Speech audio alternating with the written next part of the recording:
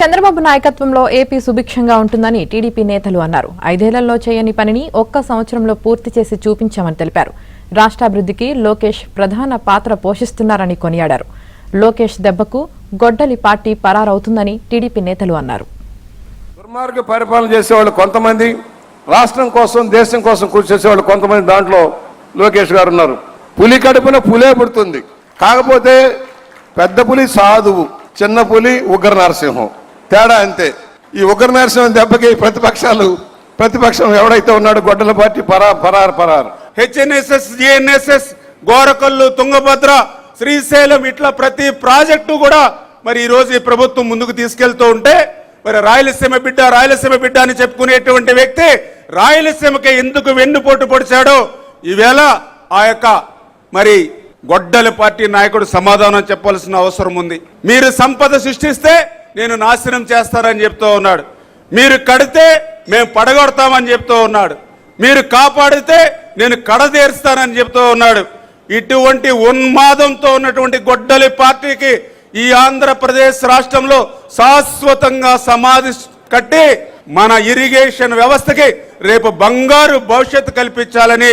Photo ఒకటే మార్చారు కానీ లోపలే మార్చారు అని మొన్న ఎప్పుడో ఎవరు అడిగారు. అందుకే నేను చెప్తా ఉన్నాను, 14 లక్షణాలు, భద్రతా లక్షణాలతో మన కొత్త పాస్బుక్ వస్తూ ఉంది. గతంలో ఉన్నటువంటి పాస్బుక్ ఇక్కడ ఉంది చూడండి, కేవలం 4 లక్షణాలు ఉండేవి. దాంట్లో ఏంది అంటే ఫోటో, లోపల ఏంద్రా బాబు అంటే అక్కడ ఇంకో ఫోటో పొలిటికల్, దాని తర్వాత క్యూఆర్ కోడ్ ఇచ్చాడు. నా ఇంటికి పోరా అంటే స్వామి ఇంటికి పోయేటట్టు ఉంటుంది వాళ్ళు వేసిన క్యూఆర్ కోడ్. ఫోటో చూస్తే ఫోటోలు కూడా మారిపోతున్నాయి. పేరు నాది ఉంటుంది, మా సోదరి సవిత ఫోటో ఇక్కడ ఉంటుంది, వాళ్ళు వేసిన ఫోటోలు. ఫోన్ నంబరు లేదు, ఆధార్ నంబర్ కూడా లేదు. అలాంటి పరిస్థితి మనం చూస్తా ఉన్నాం. కానీ ఈరోజు చూడండి, రాజముద్ర, ప్రతి ఒక్క రైతుకి ఆత్మగౌరవం వచ్చే విధంగా రాజముద్రతో నావిగేషన్ సిస్టమ్ కూడా వాడి ఎక్కడికి నొక్కితే అక్కడికి భూమి క్యూఆర్ కోడ్ పర్ఫెక్ట్గా వెళ్ళే విధంగా. కాకపోతే యాక్చువల్గా ల్యాండ్ నా సైజులో ఫోటో రావాల్సింది, అక్కడ ఫోటో మాత్రం మా పల్లాసీనంత సన్నగా ఉంటుంది వాళ్ళు చేసినప్పుడు వాళ్ళ ఫోటోల్లో. అంత దారుణంగా చేసి దాన్ని మళ్ళీ అప్పీల్ చేసుకోకుండా ఇబ్బంది పడే విధంగా చేశారు.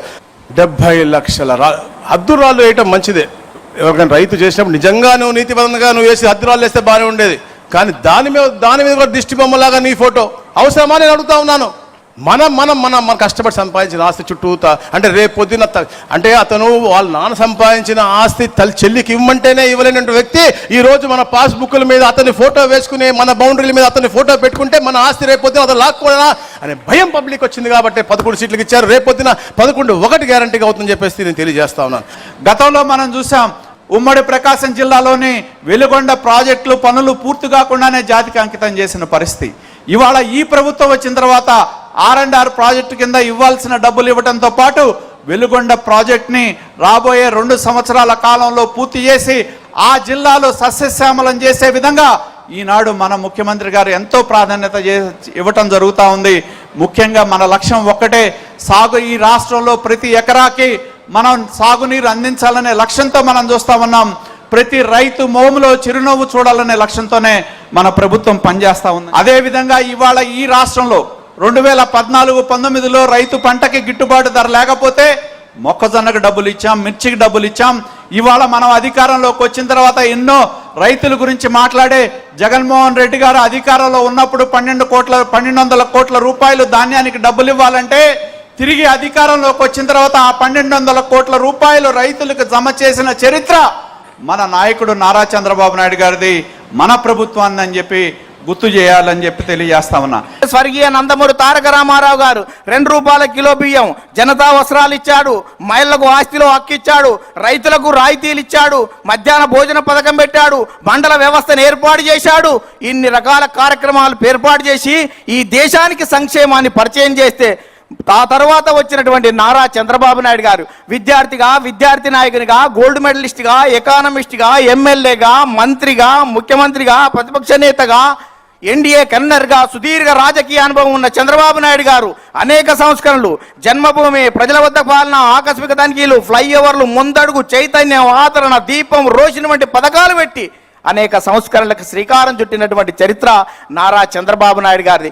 అందుకనే 44 సంవత్సరాలు గడుస్తున్నా నారా అంటే జనం రారా అని పిలుస్తున్నటువంటి చరిత్ర ఈ రాష్ట్రంలో ఉందని యువ నాయకుడు నారా లోకేష్ గాలిపటంలా ఎంత గాలి ఎక్కువ వస్తే గాలిపటం పైకి ఎగిరినట్టు ఇవాళ అనేక రకాలుగా ఇబ్బందులతో ఎదిగినటువంటి నారా లోకేష్ గారి నాయకత్వంలో భవిష్యత్తులో మరింత రాజుదేల్తామని ఈ సందర్భంగా గుర్తు చేస్తూ, ఆడపడుచు కంట కన్నీరు పెట్టించి అమ్మ కడుపు రగిలించి ఆఖరకు తండ్రి సమానులైన చంద్రన్న కంట తడి చూసేదాకా వదలని నాటి పైశాచిక పాలన తలుచుకుంటే కొన్ని సంఘటనలు ఆవేదన కలిగిస్తే మరి కొన్ని సంఘటనలు రక్తం మరిగిస్తాయి. నేటికి ఏ నాటికి మరువులని క్షోభను మిగులుస్తాయి. అయితే నిప్పుల కొలిమి లాంటి పరిస్థితులను ఎదుర్కోవడానికి పుట్టిన పార్టీ తెలుగుదేశం పార్టీ. అధికార పీఠాల కోసం పెత్తనం చేయడం కోసం ఏర్పడిన పార్టీ కాదు ఇది. పడిన ప్రతిసారి రెట్టింపు వేగంతో లేస్తామని చెప్పిన నాయకులు అన్న నందమూరి తారక రామారావు గారు. పడిన ప్రతిసారి ఉప్పెనై లేస్తామని తన జీవితం మొత్తం కూడా చాటి చూపిన నాయకులు నారా చంద్రబాబు నాయుడు గారు. జగమెరిగిన సత్యం, ఈ రాష్ట్రాభివృద్ధి చంద్రన్న వల్లనే సాధ్యం. ఈ మహర్షి చంద్రన్న వల్లనే ఇది సాధ్యం. 5 రూపాయలకు జై కొట్టే వెకిల పార్టీ నాయకులు కార్యకర్తలు ఎక్కడ, జై చంద్రన్న అంటూ తన ప్రాణాలు సైతం లెక్క చేయని మన కార్యకర్తలు ఎక్కడ? తెలుగుదేశం నాయకులు కార్యకర్తలు ఎప్పుడు మంచికి మంచి, చెడుకి అత్యంత చెడు, త్యాగాలకు అయినా సిద్ధం, మాట జారితే తప్పు చేస్తే తాట తీసేదాకా తగ్గం.